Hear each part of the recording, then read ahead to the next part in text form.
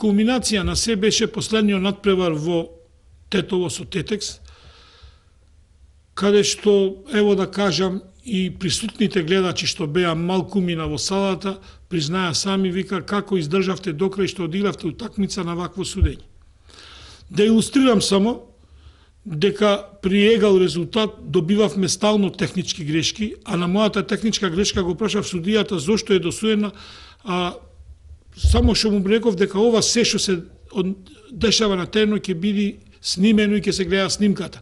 Тој ме казни со техничка грешка од која примивме на нерешен резултат поен плюс 2 поени од страна, а знаеме резултатот заврши 2 разлика. И покрај многу одлуки што не беа исправни, ние одигравме до крај, моравме да издржиме, али целта е да се информира кошаркарската јавност како се дели правдата на овие терени. Поготово судите Бошковски од Скопје, кој е прволигашки судија, и судијата Александар Давидовски, кој претендира да биде кандидат за ФИБА судија, а дечкото вкупно суди во прва лига година и пол.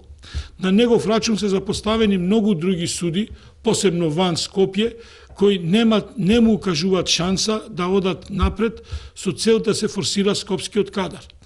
Ист таков случај и со делегатската листа, значи скопското лоби непрекинато работи на форсирање на своите кадри и на форсирање на своите клубови.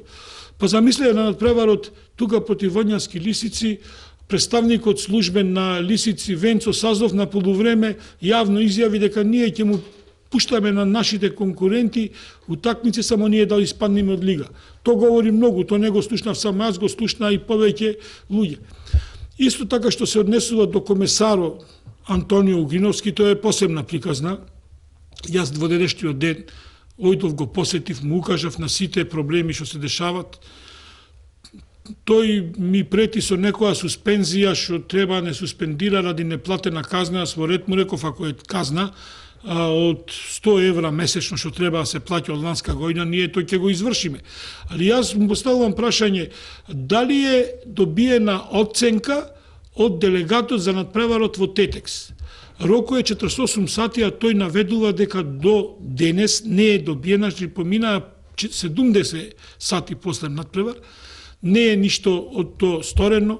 Исто така го посетив и Тасевски, преседникот судиска организација, и тој потврди дека оценки извештај за судењето не е добиено, а исто така што е симптоматично, се уште нема снимка од надпреварот што е должна домаќинот да ја достави меѓу Тетекс и Радовиш.